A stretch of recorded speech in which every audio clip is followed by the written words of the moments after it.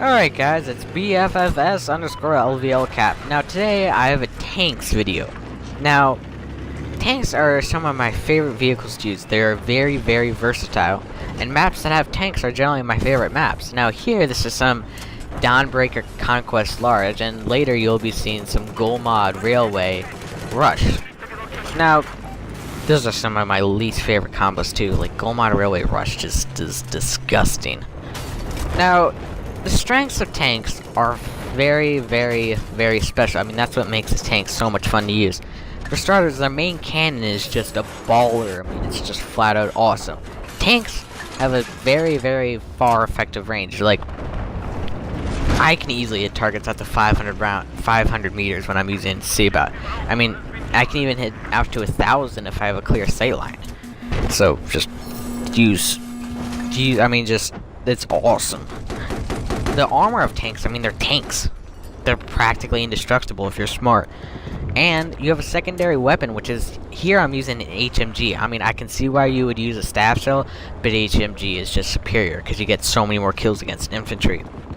And also, there's a secondary gunner who also has an HMG, and he has a secondary weapon. I think it's Soul Flam and an Incendiary Bomb, but you should generally use Soul Flame because you can mark targets and be a general good team player.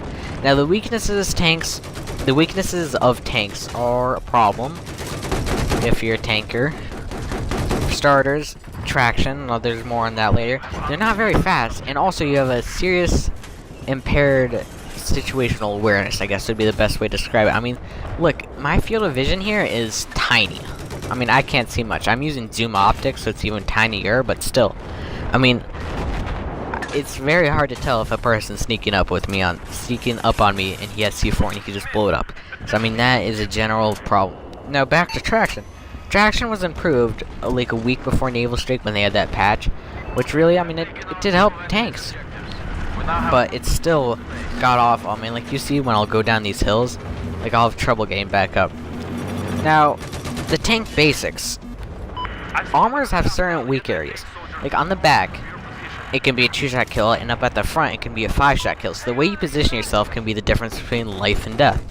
Now, here's the exacts. Back can be a 56 damage at a 90-degree angle. Sides can be a 34 damage max at a 90-degree angle. And front does, I think it's a 25 damage max? I'd have to double check. So, always position yourself from the back at a 90-degree angle. If you're like at a 20 or even a 10-degree angle, it'll do like a 34. So always try to get the back. And always map design is a bigger thing than you would think about. Like here on Golmod Railway, there's not much cover for the infantry, and the cover that does exist is very destroyable. So you have to pay attention to that. And that's why I love maps like Golmod Railway and Dawnbreaker, because the infantry doesn't have much cover. Like on a map like Zavad, which has tanks on Conquest Large, is generally not the world's best, because a support player or recon can sneak up, plant C4, and then blow it up, and you wouldn't really know about it because you don't have your situational awareness is crap.